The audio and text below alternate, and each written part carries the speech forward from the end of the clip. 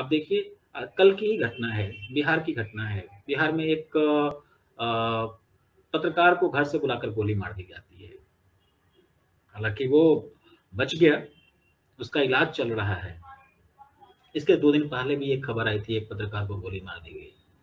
मैं पिछले 1 साल के अंदर मैं ऐसी सूचनाओं को के बारे में जो मेरे पास रिकॉर्ड है, मैं देख रहा था।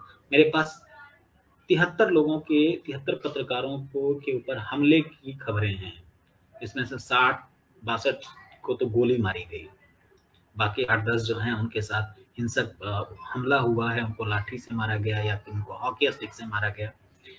तो अब देखिए कि हमले बढ़े हैं, और ये हमला पहले और जो हमले होते थे कि नौकरी पर खतरा होता था। मान लीजिए कि आपने कोई खबर लिखी तो हो सकता है किसी ने शिकायत कर दी तो आपकी नौकरी चली जाएगी। अभी मामला सिर्फ नौकरी का नहीं है, अभी मामला जान का है।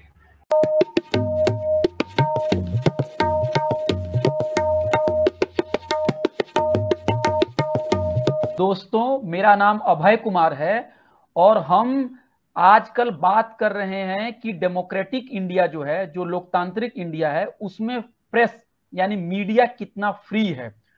16 नवंबर को राष्ट्रीय प्रेस डे यानी नेशनल प्रेस डे मनाया जाता है और उस दिन मीडिया के बारे में बातचीत करने के लिए मेन स्ट्रीम का पत्रकार नहीं आता है और सब कुछ समझ लिया जाता है कि सब कुछ मीडिया में बिल्कुल ही अच्छा चल रहा है। इसी संदर्भ में मेरी ये कोशिश है कि जो भी प्रगतिशील और जो भी सामाजिक इंसाफ की विचारधारा से जो भी सच्चे पत्रकार जो लोग इस फील्ड में हैं और कम संसाधन के साथ जो वंचितों की आवाज जो है उसको सामने ला रहे हैं, उनसे मैं बात करूं और उनसे हम सीखें, उनके स्ट्रगल से, और लोकतंत्र को बचाएं। इस कड़ी में नवल किशोर जी, जो कि फॉरवर्ड प्रेस जो हिंदी और अंग्रेजी में बहुत ही बड़ा एक मैगजीन है और उसका वो पब्लिकेशन हाउस भी है, उसके हिंदी के एडिटर हैं। और नवल किशोर जी वंचितों के बारे में लिखते हैं, उनकी हुकूक की तर्जुमानी करते हैं। और नवल जी का जो संबंध है, जो उनका तजर्बा है पत्रकारिता में, बहुत ही लंबा है। सन्मार्ग, आज, तहलका, तरुण मित्र जैसे बहुत बड़े बड़े अखबारों में नवल जी काम कर चुके हैं। तो सबसे पहले नवल जी, आपका स्वागत। और पहला सवाल मैं ये पूछ रहा हूं कि कितने लोगों को मालूम है कि 16 नवंबर को राष्ट्रीय प्रेस डे होता है, जिसपे अखबार मीडिया के लोगों को बैठ के सोचना चाहिए कि एक सच्ची पत्रकारिता करने के लिए, फेयर और जर्नलिज्म करने के लिए क्या मुश्किलें हैं, सरकार कैसे दबाव डालती है। क्या इन सब सवालों पे बात करना आज के मीडिया के लिए लगता है कि वक्त की बर्बादी है? जी अभय जी, सबसे पहले तो आपको धन्यवाद देता हूं। आपने एक बहुत ही महत्वपूर्ण विषय पर अपनी बात रखने का मौका दिया है। देखिए, आपके सवाल का जो पहला अंश है, कितने लोग 16 नवंबर को जानते हैं, सबसे महत्वपूर्ण बात यह है कि हमारे देश में कितने प्रतिशत लोग ऐसे हैं जो प्रेस को समझते हैं। उनके लिए तो प्रेस का मतलब क्या है? अखबार, न्यूज चैनल। प्रेस शब्द जो है अपने आप में एक ऐसा शब्द है जो अभी भी लोगों के दिमाग में ही चलता है। प्रेस का मतलब क्या है? छापा खाना, जहां पे चीजें छापी जाती हैं। प्रेस का मतलब वो लगाते हैं। यदि आप अखबार के टर्म में कहें तो लोग जरूर जानेंगे। प्रेस के यदि टर्म में कहते हैं तो प्रेस जो है, अभी भी गांव, खास करके रिमोट एरियाज में लोग प्रेस शब्द से उतने वाकिफ नहीं हैं। और दूसरी बात यह भी है कि ग्लोबलाइजेशन के बाद मीडिया का स्वरूप बदला है और बहुत तेजी से बदला है। ये भी एक बात है। मीडिया शब्द बहुत ज्यादा चलन में आया है। देखिए, टर्मिनोलॉजी बदलती जा रही है मीडिया की। प्रेस, मीडिया, अखबार, न्यूज़पेपर। इसके अलावा आप देखें, आपका जो सवाल है कि हमें 16 नवंबर को क्या करना चाहिए और क्या हमें प्रेस की जो स्वतंत्रता है, जो मीडिया की स्वतंत्रता है, उस पर बात करनी चाहिए या नहीं करनी चाहिए, करनी चाहिए तो किस हद तक करनी चाहिए, और जो मुख्य धारा की मीडिया है उसकी अपनी भूमिका क्या है, उसकी अपनी समस्याएं क्या हैं। तो मीडिया को थोड़ा सा विस्तार से बात करना चाह रहा हूं मैं।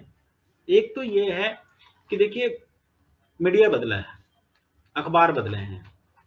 यदि आप हालांकि मैंने अपनी आंखों से नहीं देखा है कि कैसे टेलीप्रॉम्प्टर पे वो चीजें आती हैं, टेलीप्रिंटर पे न्यूज आता है एजेंसी से, और उसको जो है एक खबर ड्राफ्ट किया जाता है। फिर उसके बाद जब खबर ड्राफ्ट होता है तब जब प्रेस में जाता है छपने के लिए तो वहाँ टाइप सेटिंग होती है। एक ये कहिए कि जो मजदूर काम करते थे वो मजदूर बड़ी संख्या में होते थे जो टाइप सेटिंग करते थे और लेटर्स बिठाते थे। एक वो जमाना था जब डिजाइनिंग या कहिए कि टाइप सेटिंग और इतने सारे चीजें नहीं होती थी। लेकिन जैसे जैसे इंफॉर्मेशन टेक्नोलॉजी, कंप्यूटर का इस्तेमाल बढ़ा है, मीडिया का काम आसान होता गया है। छपाई के मामले में बात कर रहा हूं मैं। इसका असर शैली पर भी हुआ है। जो खबर के लिखने की शैली होती थी उसमें भी बहुत ज्यादा बदलाव आया, खास करके इंफॉर्मेशन टेक्नोलॉजी की वजह से। जब चीजें information with in fraction of second दुनिया के एक हिस्से से दूसरे हिस्से में चली जाती हैं तो कुछ भी छिपा हुआ नहीं रहता। आज ऐसा नहीं है कि आज आप कोई एक खबर चलाएं और उसमें यदि तथ्यात्मक गलतियां हैं, त्रुटियां हैं तो वो दूसरे को नजर नहीं आएंगी।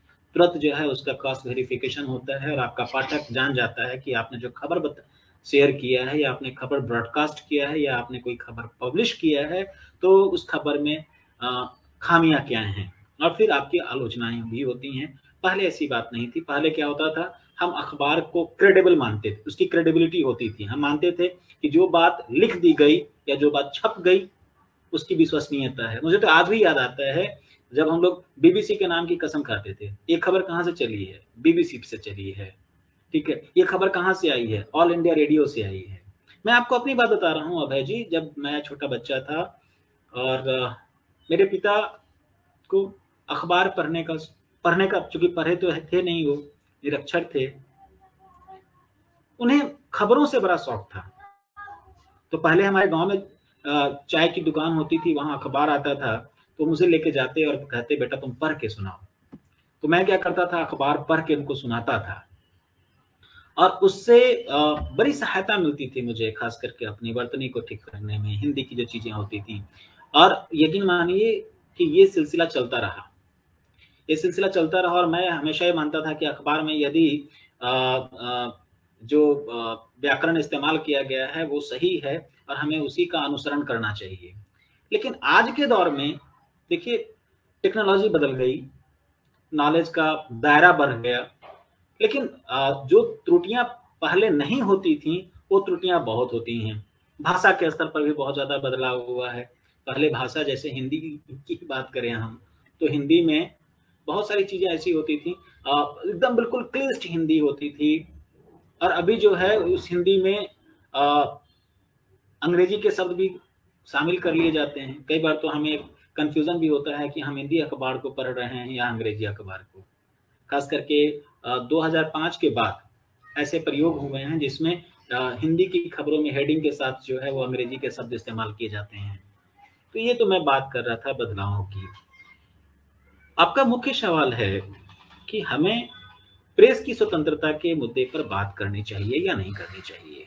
देखिए, सबसे पहले बात तो ये है कि हमें ये देखना है कि हम किस जमाने की बात कर रहे हैं, हम किस जमाने में जी रहे हैं। मुझे नहीं पता, जब देश में इमरजेंसी थी, लोग बताते हैं उस समय जब प्रेस पर नियंत्रण रहता था हुकूमत का, तो लोग कहते हैं कि आप ये नहीं लिख सकते थे, आप वो नहीं लिख सकते थे। एक अधिकारी होता था और वो आपकी देखरेख करता था कि हाँ भाई, आप जो छापने जा रहे हैं या जो खबर लिख रहे हैं उस खबर में सरकार की आलोचना है या नहीं है।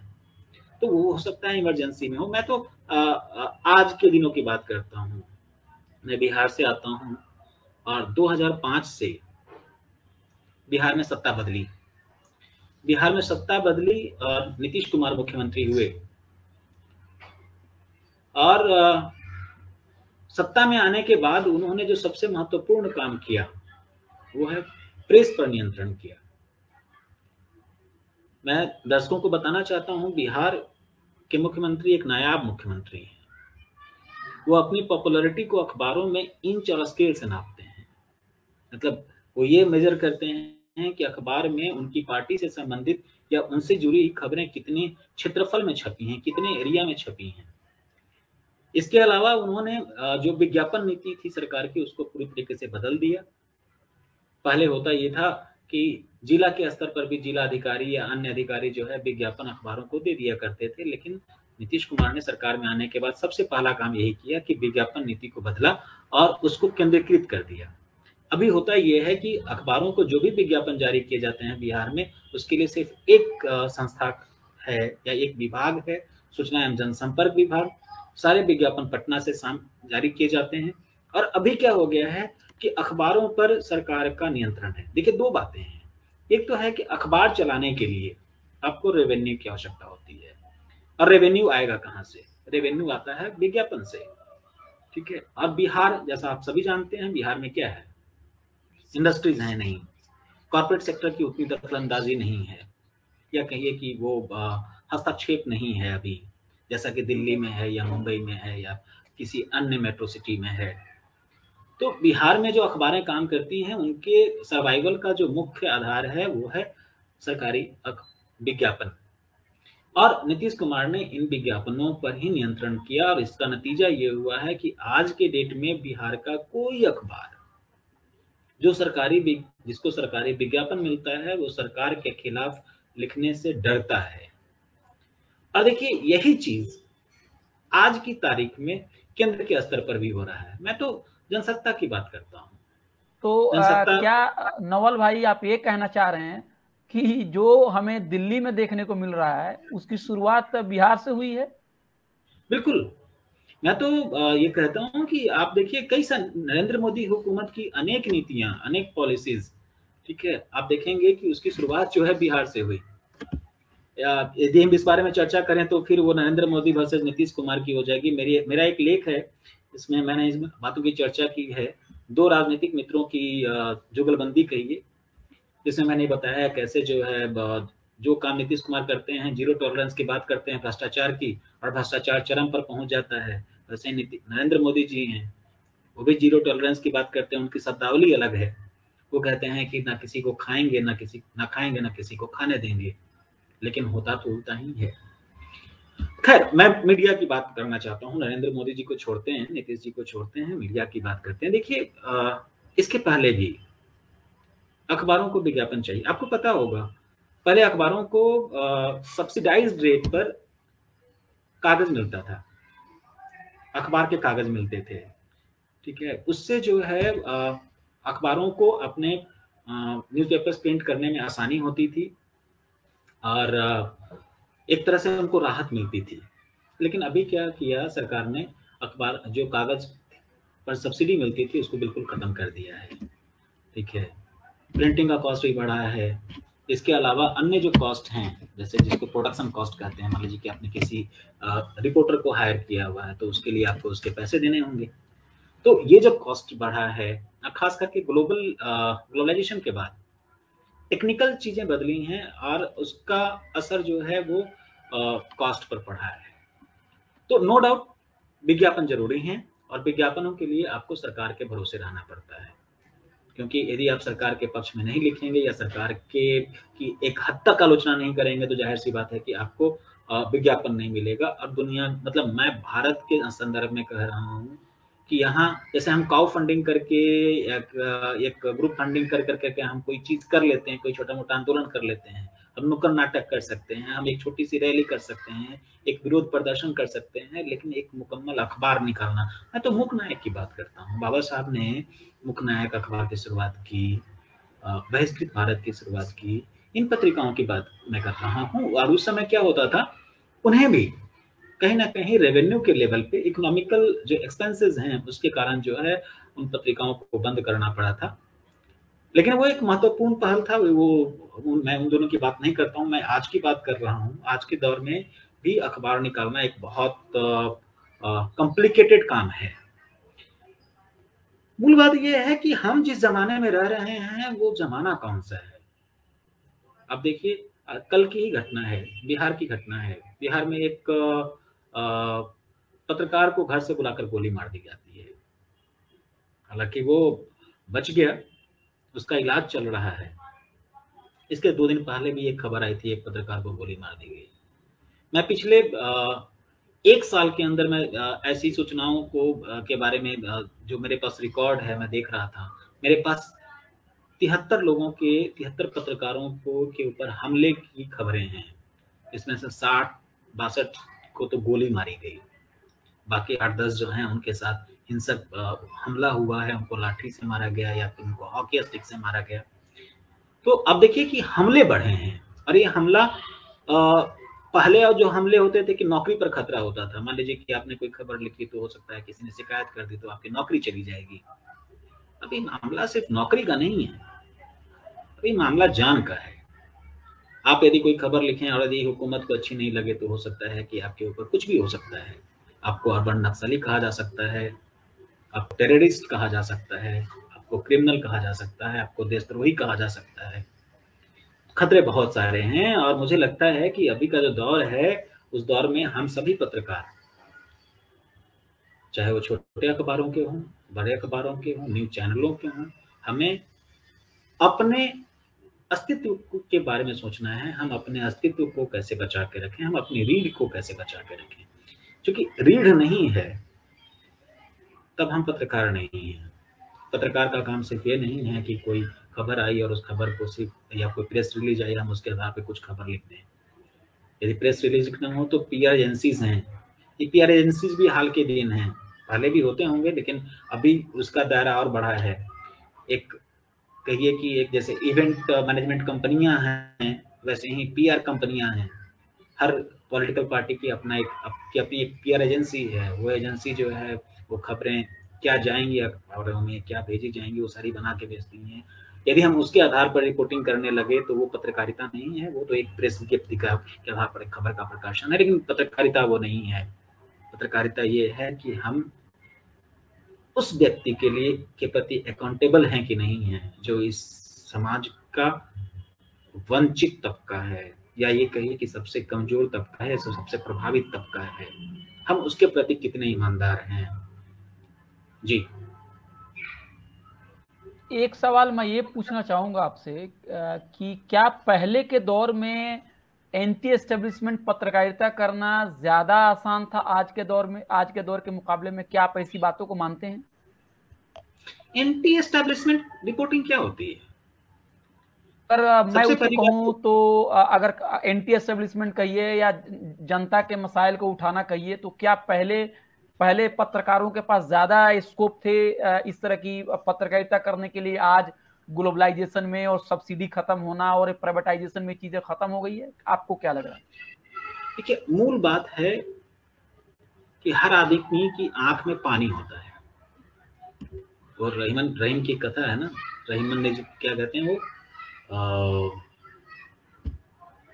रहीमन पानी राखी ए बिन पानी सब सून, पानी गए न उबरे मोती मानुस चुन। हर आदमी की आंख में पानी होता है, एक लाज होता है। और ये डेमोक्रेसी जो है लोक लाज से चलता है।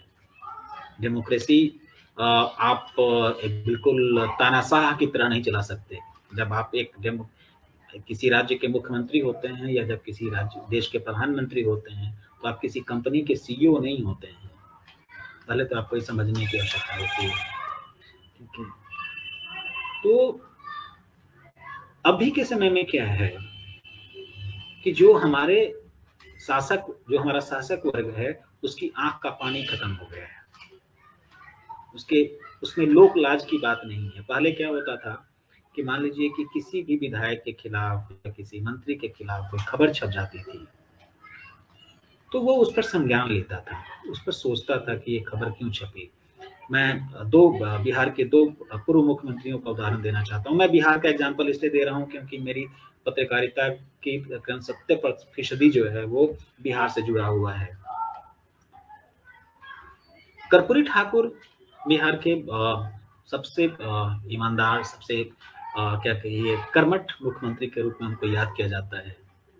कर्पूरी ठाकुर की डेली की एक आदत थी, जैसा कि उनके से जुड़े संस्मरणों में सामने आया है, जो कि विधान परिषद की पत्रिका है साक्ष्य, उसके द्वारा जारी किया गया है। उसमें लोगों ने बताया है कि कर्पूरी ठाकुर जब हर रोज सुबह उठते थे और 2 तरह की कलमें रखते थे, एक ग्रीन और एक रेड। और जो खबर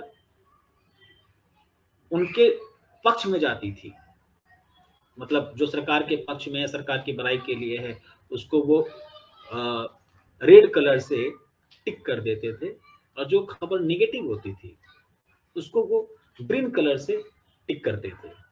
और उनके असिस्टेंट्स करते क्या थे कि जो ग्रीन मार्क वाले खबरें होती थी उनकी एक फाइल बना करके उनको देते थे, और वो हर खबर पर संज्ञान लेते थे। ये उनके रोज का काम का हिस्सा था। 90 से 95 के दौर तक लालू प्रसाद ने भी इसको मेंटेन किया, वो भी ऐसे ही करते थे। तो खबरों पर कार्रवाइयां होती थी। मैं 2007 से पत्रकारिता में हूं, और खबरों पर सरकारों ने एक्शन लिया है, सिर्फ मेरी खबरों पर नहीं, और भी जो पत्रकार लिखते हैं उनकी खबरों पर। लेकिन जो तत्परता पहले होती थी उस तत्परता में कमी आई है। अब तो होता यह है कि यदि आपने कोई खबर लिख दी और यदि वो हुक्मरान के खिलाफ है, तो हुक्मरान के यहाँ से आपको फोन भी आ सकता है कि आपने एक खबर कैसे लिख दी, इसका आधार क्या है। वो आपसे सोर्सेस की बात पूछेंगे, इसका सोर्स क्या है। तो असल खतरा यहाँ है। आप जो बोल रहे हैं वो प्रिंटिंग कॉस्ट, एक्सपेंसेस और टेक्नोलॉजी और शैली, उसकी बात कर रहे हैं। तो वो तो बदलाव हर चीज में होती हैं, और बदलाव जो है संसार का नियम है। जैसे मैं बताऊं आपको, पहले जब मैंने अपनी पत्रकारिता शुरू की थी तो मुझे कोई वर्ड लेंथ या वर्ड लिमिट नहीं दिया जाता था कि भाई आपको इतने वर्ड में कर देना है। अभी क्या है, जब मैं संपादक हूँ और जब मैं अपने मुफस्सिल के रिपोर्टर से बात करता हूँ तो मैं इनको कहता हूँ कि भाई बहुत ज्यादा लंबी लंबी खबरें ना लिखें और उसको छोटा करें, आप इंट्रो को स्पष्ट करें। पहले ऐसी चीजें नहीं होती थी, तो शैली में बदलाव आया है, और खासकर इलेक्ट्रॉनिक मीडिया आने के बाद काफी कुछ बदल गया है। खबरों, चूंकि इलेक्ट्रॉनिक मीडिया की जो खबर है, एक तो उसका टाइम स्लॉट भी बहुत कम होता है, आप बहुत ज्यादा शब्द इस्तेमाल नहीं कर सकते। अब तो कई अखबार भी करने लगे हैं, उन्होंने फिक्स कर दिया है कि 250 शब्द से ज्यादा कोई लंबी कोई खबर ही नहीं लेंगे। तो ये चीजें, ये बदलाव आए हैं। बेसिक तो बदलाव ये है, बाकी तो जो है वो बाजार का दबाव है, हुक्मरान का दबाव है, और प्रतिस्पर्धा है, अखबारों के बीच प्रतिस्पर्धा है। और ये प्रतिस्पर्धा जनता के नजदीक जाने की नहीं है, यह है बाजार पर कब्जा करने की प्रतिस्पर्धा। जनता के दिल में जगह बनाने की प्रतिस्पर्धा हो जाए तो मुझे लगता है कि हम एक बेहतर अखबार या बेहतर समाज की कल्पना कर सकते हैं। जी, आप फॉरवर्ड प्रेस के साथ भी जुड़े हुए हैं, और फॉरवर्ड प्रेस काफी न्यूज में रहा है। हम सब लोग जानते हैं कि वो अपनी पत्रकारिता के लिए, अपनी लेखनी के लिए जो भी वंचितों के मसले थे उनको सामने लाने के लिए उन पे हमले भी हुए। तो आज के दौर में आप ये अपने जरा अनुभव से बताइए कि जैसे आपका पेपर, अगर मैं कहूँ कि एक आइडियोलॉजिकल पेपर है, तो ये वंचितों का एक आइडियोलॉजिकल पेपर को आज के दौर में उसको चलना, उसको सरवाइव करना कितना मुश्किल है? देखिए, वैचारिक पत्रकारिता भी पत्रकारिता है। मुझे लगता है कि हर अखबार वैचारिक पत्रकारिता करते हैं, और उसमें जो हार्ट न्यूज हैं, मान लीजिए कहीं कोई मर्डर हो गया, कहीं कोई एक्सीडेंट हो गया। वैचारिक पत्रकारिता, नवल जी, वैचारिक पत्रकारिता सब करते हैं, लेकिन होता क्या है कि जो मेन स्ट्रीम की वैचारिक पत्रकारिता होती है उसे समझा जाता है कि ये वैल्यूलेस है। इस संदर्भ में मैंने कहा कि जो पिछड़े और जो वंचित की तरफ से जब उनकी तर्जुमानी होती है तो वो लोगों को जरा लगता है कि अरे क्या हो गया, समाज जैसे वो उसके अंदर में कंपन पैदा होने लगती है, समाज हिलने डुलने लगता है। उस कॉन्टेक्स्ट में मैंने बात कही। नहीं, होता ये है ना कि जब आप वैचारिक पत्रकारिता करते हैं और जब खास करके उन लोगों के विचार की पत्रकारिता करते हैं, उन लोगों के विचार को लेकर सामने आते हैं जो हजारों वर्षों से शोषित हैं, उत्पीड़ित हैं, जब आप उनकी आवाज या उनकी बातों को सामने लेकर के आते हैं तो कंपन तो होता है। क्योंकि कोई ये जो समाज, जो शासक समाज है, जो शासक वर्ग है समाज में, या जो प्रभु वर्ग है समाज का, उसके अंदर तिलमिलाहट तो होती ही है। तो इसमें तो कोई दो मत की बात नहीं है। लेकिन मूल बात यह है कि अभी भी जिस समाज की बात आप कर रहे हैं या जिस समाज की बात मैं कर रहा हूँ, उस समाज की हिस्सेदारी कितनी है? बहुत कम हिस्सेदारी है। एक पाठक, यदि मैं पाठकों की बात करूं तब भी, और मैं पत्रकारों की बात करूं तब भी, आप देखें कि कितने सारे ऐसे पत्रकार हैं जो अपनी बात कह रहे हैं। पत्रकारों की संख्या की कमी है। दूसरी बात है कि जो दलित बहुजन पत्रकारिता है, उस पत्रकारिता में करने वाले लोग जो हैं, उनके वो स्किल्ड नहीं है। जैसे मान लीजिए कि यदि आप कोई खबर लिखना चाहते हैं और आप चाहते हैं कि कोई दलित बहुजन पत्रकार जो है उसको खबर लिखे, तो उसके अंदर जो है वो स्किल की कमी है, क्योंकि उनके पास वो ट्रेनिंग नहीं है। अभी भी मास्कॉम में जो बच्चे जा रहे हैं, जो पढ़ने जा रहे हैं, उनमें आप देखेंगे कि दलित बहुजन समाज के बच्चे कम जा रहे हैं। और जाहिर सी बात है, जो मीडिया है, अभी मेन स्ट्रीम मीडिया है, वो मेन स्ट्रीम मीडिया में दलित बहुजनों की भागीदारी बहुत कम है, खास करके डिसीजन लेवल जो मेकर्स हैं उस लेवल पर बहुत कम है। तो उनका एक्सप्लॉयटेशन भी होता है, उनको इग्नोर भी किया जाता है। तो ये तमाम चीजें चलती रहती हैं। जी।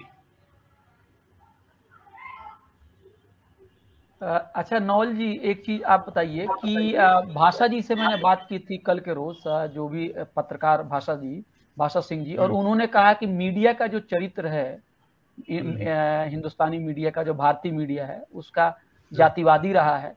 तो आपको लग रहा है कि ये चीजें थोड़ी बदल रही है, या अभी भी जो कुछ खास अगड़ी जातियों का जो कब्जा था वो अभी भी बना हुआ है, या कुछ उसमें बदलाव हो रहे हैं? बदलाव हो रहा है, लेकिन बदलाव की जो गति है वो बहुत धीमी है। मतलब आप देखें कि जिस रफ्तार में बदलाव होना चाहिए था उस रफ्तार में बदलाव नहीं है। और मैं तो ये कहूंगा कि अभी प्रस्थान बिंदु तक भी नहीं पहुंचा है। मतलब आप जैसे एक रेस करते हैं ना, एक रेस में एक खास पर्टिकुलर पोजीशन से सब सारे जो कंपटीटर्स होते हैं एक लाइन में खड़े होते हैं, जहां से स्टार्टिंग लाइन है। तो दलित बहुजन अभी स्टार्टिंग लाइन तक भी नहीं पहुंचे हैं। अभी तो रेस तो शुरू भी नहीं हुई है, मतलब उनको स्टार्टिंग लाइन तक पहुंचने में ही समय लगेगा। जी। अच्छा, कुछ लोग ये कह रहे हैं, कुछ लोगों का ये भी मानना है नवल जी, कि सोशल मीडिया ने आके लोगों को एम्पावर किया है, खासकर जो वंचित तबके के लोग हैं। लेकिन दूसरी तरफ ये भी कहा जा रहा है कि सोशल मीडिया को चलाने के लिए भी संसाधन की जरूरत है, और किनके पास संसाधन है वो आप जान रहे हैं। तो कुछ आप इस पे कुछ कहेंगे, कहाँ तक सोशल मीडिया एम्पावर कर रहा है वंचित तबकों को? देखिए, दो बातें हैं, सोशल मीडिया या फिर जो ट्रेडिशनल मीडिया है। मैं दोनों को दो धारी तलवार मानता हूँ। मैं सोशल मीडिया की बात पहले करता हूँ। सोशल मीडिया ने निश्चित तौर पर लोगों को अपनी बात कहने की आजादी दी है। लोगों ने विरोध करना शुरू किया है। यदि कोई खबर अखबार में छपती है और यदि उसमें कोई त्रुटियां हैं या उसमें कोई पूर्वाग्रह से ग्रस्त होकर कोई खबर लिखी गई है, तो लोग जो है सोशल मीडिया पर आके उसकी आलोचना करते हैं, उसका विश्लेषण करते हैं। और वो विश्लेषण बहुत रॉ होता है, जैसे फर्स्ट हैंड इंफॉर्मेशन है। आप सोशल मीडिया पर जाके जान सकते हैं कि आपने जो खबर लिखी है उस खबर के बारे में आम जनता की प्रतिक्रिया क्या है। तो एक फायदा तो ये हुआ है कि आपको जनता का फीडबैक, जो पाठक का जो फीडबैक है आपको मिल जाता है। लेकिन इसका एक दूसरा पहलू भी है। दूसरा पहलू ये है कि सोशल मीडिया का कोई प्रोटोकॉल नहीं है। जब मैं प्रोटोकॉल की बात कर रहा हूं तो उसका मतलब ये है कि हम सोशल मीडिया पर कौन सी सामग्री प्रस्तुत कर रहे हैं और किस रूप में प्रस्तुत कर रहे हैं, और उसकी जिम्मेदारी क्या है। मैं तो दिन भर में कई सारे लोगों को, कई सारे चैनलों को देखता रहता हूँ। वो खबरें ऐसे चलाते हैं जैसे कोई बहुत छोटी सी खबर है और उसको बहुत बड़ा करके दिखाना। ऐसे जो है सोशल मीडिया पर आने के बाद आपकी वैल्यू कम हो जाती है। और ये मैं देख रहा हूँ खास करके दलित बहुजन जो न्यूज चैनल्स हैं सोशल मीडिया पर जो काम कर रहे हैं उनकी बात कर रहा हूँ। मुझे लगता है कि अभी दलित बहुजनों को अपनी साख बनाने की आवश्यकता है। आप कम खबरें दिखाएं, लेकिन खबर में एरर नहीं हो। ऐसा कोई तथ्य नहीं हो जिससे आपकी खबर की धज्जियां उड़ जाएं। आप खबर को बहुत बड़ा करके दिखाते हैं और जब उसके पास कंटेंट नहीं होता है तो लोग निराश होते हैं। मैं देख रहा हूँ पिछले 2-3 सालों से लोग जो है खबर पर जाना पसंद नहीं करते। उनके अंदर भी आ गया ये तो बस ये ऐसे ही करेंगे, छोटी सी खबर रहेगी उसको बड़ा करके दिखाएंगे। ऐसे काम नहीं चलेगा, एक तो ये मामला है। सोशल मीडिया ने ट्रेडिशनल मीडिया को बहुत जबरदस्त चैलेंज दिया है। आज आप देखिए कि जितने भी बड़े अखबार हैं सबके वेब पोर्टल्स हैं, सबने अपना अपना फेसबुक अकाउंट खोल रखा है, अपना पेज बना रखा है and they are updating the readers. अब मतलब जो खबरें पहले अखबार में तो बाद में छापते हैं, पहले उसको अपने सोशल मीडिया पर उसको डाल देते हैं कि भाई देखिए ये खबर है।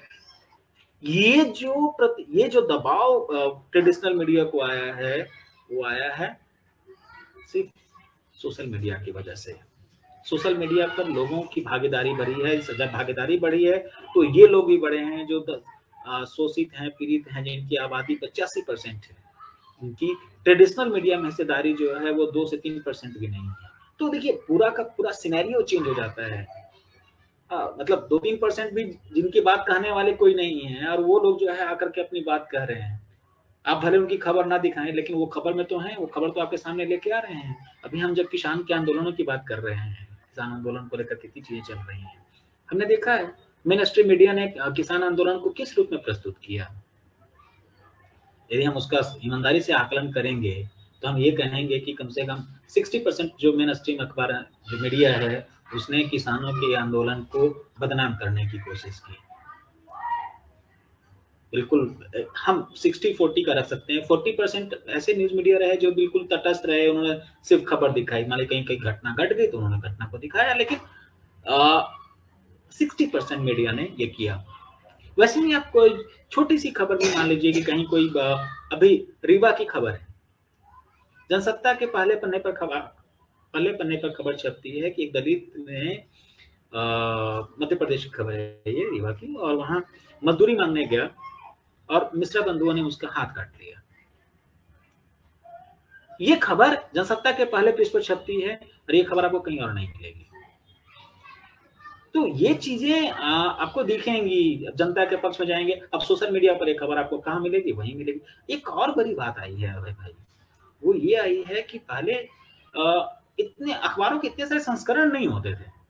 मैं जिस अखबार में ये कहिए कि मेरी पत्रकारिता की पूरी जो ट्रेनिंग हुई वो आज अखबार में हुई पटना से। आज अखबार के उस समय 4-5 एडिशंस निकलते थे, 4 एडिशंस निकलते थे। एक एडिशन होता था नगर एडिशन और एक होता था डाक एडिशन, और उसके बाद वो उत्तरी बिहार के लिए एडिशन निकलता था 2 एडिशन। इतने सारे एडिशंस नहीं होते थे। आज हिंदुस्तान के या फिर जो दैनिक जागरण है या दैनिक भास्कर है उसके कितने सारे एडिशंस हैं।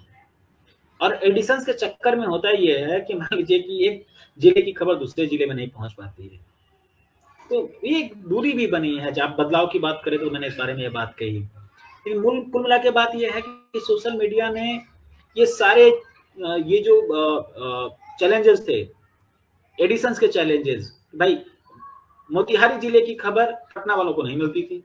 यदि अखबारों के लिहाज से बात करें, मोतिहारी में क्या हो रहा है, यदि कोई अखबारों के भरोसे रहे तो मोतिहारी में कौन सी घटना घटी है, पटना के लोगों को इसकी खबर नहीं मिलेगी।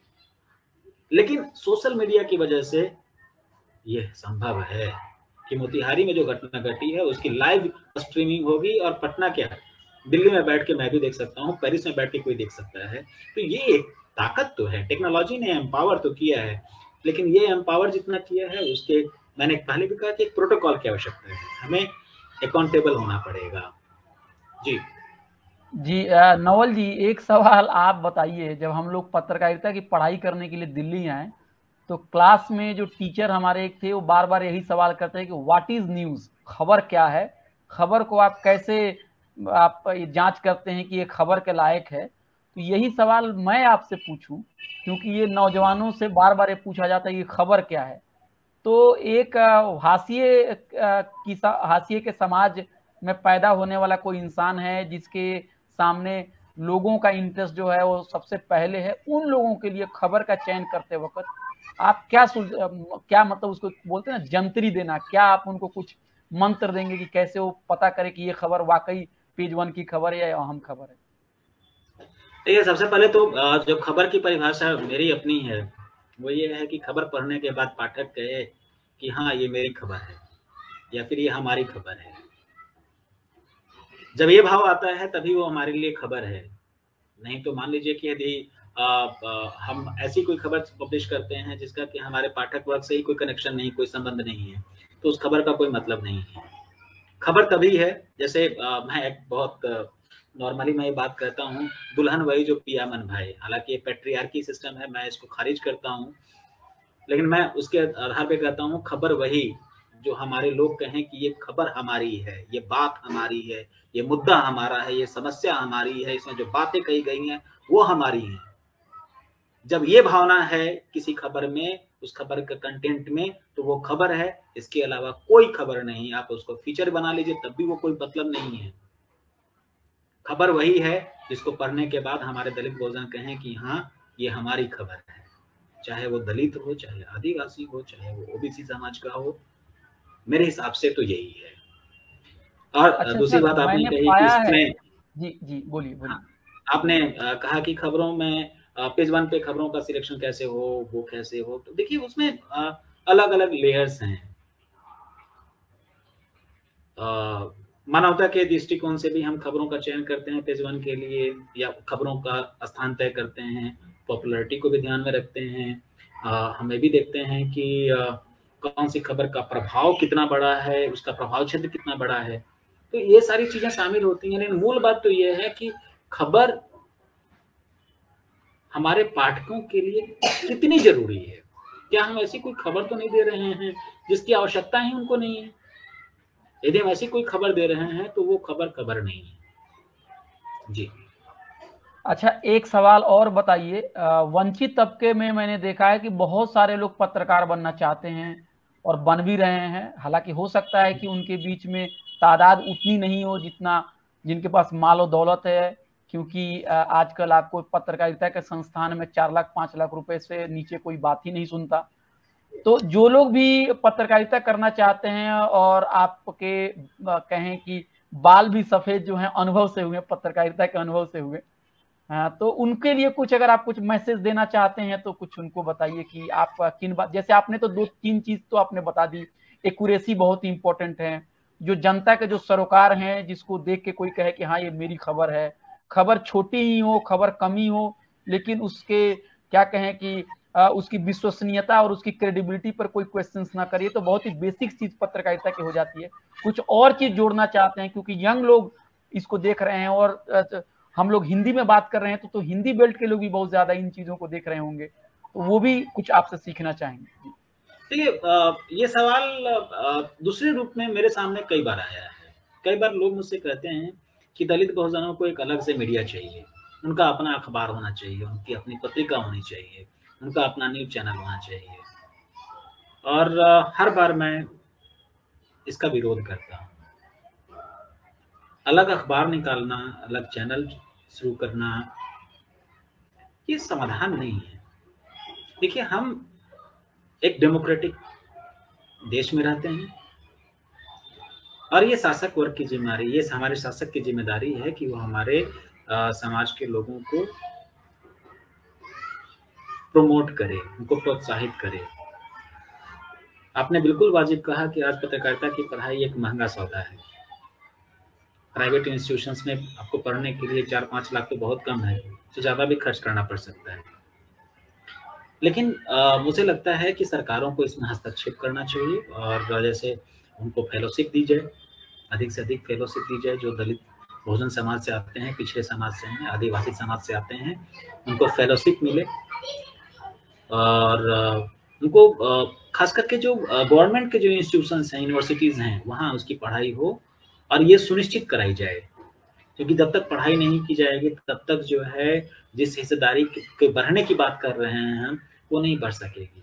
सोशल मीडिया के जरिए हम हस्तक्षेप कर सकते हैं, आवाज़ उठा सकते हैं, पत्रकारिता नहीं कर सकते। पत्रकारिता का काम आवाज़ उठाना नहीं होता है। पत्रकारिता का काम लिखना होता है, जो घटना घट रही है उसको लिखना है। पत्रकार एक्टिविस्ट नहीं होता, मैं उसको एक्टिविस्ट नहीं मानता। वो पत्रकार है, उसको एक्टिविस्ट मत कीजिए। वो अपनी बात कहेगा, अपनी बात लिख के कहेगा, वो अपनी बात अपने संस्थान के चैनल पे कहेगा, ठीक है, but he is not a activist. तो आपको दलित बहुजन पत्र जो लोग हैं इनको आगे आना चाहिए, लेकिन इसमें सरकारों को अपने काम करना होगा। सरकार उनको सहूलतें दे, जो यूनिवर्सिटीज हैं वहां पे सहूलतें मिले। यदि जहाँ पे मास कॉम की पढ़ाई नहीं हो रही है वहां पे मास कॉम के स्कूल्स हों, उनको फेलोशिप मिले अधिक से अधिक। जैसे आप रिजर्वेशन की बात, जैसे आप प्री बोर्ड आप देते हैं ना भाई, स्कॉलरशिप देते हैं, पोस्ट मैट्रिक स्कॉलरशिप भी देते हैं आप एक स्कॉलरशिप शुरू करिए, ठीक है, पोस्ट ग्रेजुएशन मास कॉम के लिए स्कॉलरशिप शुरू करिए, और उसमें जितने सारे जो दलित बहुजन समाज से हैं उनको मिले सहूलतें। प्राइवेट इंस्टीट्यूशंस पे क्यों डिपेंडेंट रहें? सारे बच्चे तो IIM से नहीं आ सकते। पटना यूनिवर्सिटी में मास कॉम की पढ़ाई हो, और उसको इतना कॉम्प्लिकेटेड मत बनाइए, उसको एकदम बिल्कुल ईजी करिए उसमें दाखिले के लिए। क्योंकि देखिए अभी के डेट में क्या है कि पत्रकार लोग अपनी बात कहना चाहते हैं। देखिए अभय भाई, बहुत सबसे बड़ी बात क्या है, भूख बढ़ी है, खबरों के लिए प्रति भूख बढ़ी है। लोग जब शोषण के शिकार होते हैं और जब उनकी आवाज को नहीं सुना जाता है या उनकी समस्याओं पर संज्ञान नहीं लिया जाता है, तो लोगों के अंदर ये इच्छा होती कि नहीं, वो यदि ये कर सकते थे तो हम करेंगे। ये भूख बढ़ी है। आज आप जो देख रहे हैं सोशल मीडिया पे, इतने सारे लोग आ रहे हैं और अपनी बात कह रहे हैं। क्यों कह रहे हैं? वो दिखाना चाहते हैं कि we are the citizens of India, हम इस भारत के नागरिक हैं, and we are being exploited, हमारे ऊपर हमला हो रहा है, हमारे अधिकारों का हनन हो रहा है, हम अपनी बात कहना चाहते हैं। और ये जो ट्रेडिशनल मीडिया है वो हमारी बात नहीं सुन रहा है। चीजें बदली हैं भाई, बहुत तेजी से बदली हैं। भूख बढ़ी है खबरों की। आज कोई घटना घटती है, मान लीजिए किसी मोतिहारी में कोई घटना घटती है, तो सबसे पहले हम कोशिश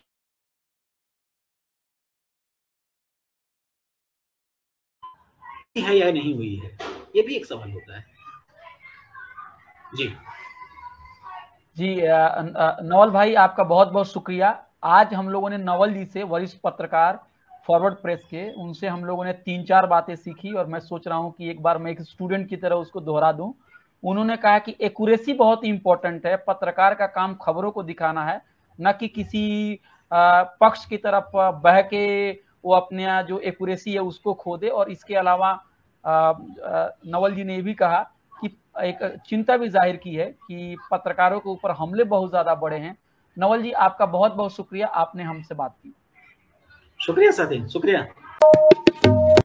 kindly like, share and subscribe our YouTube channel.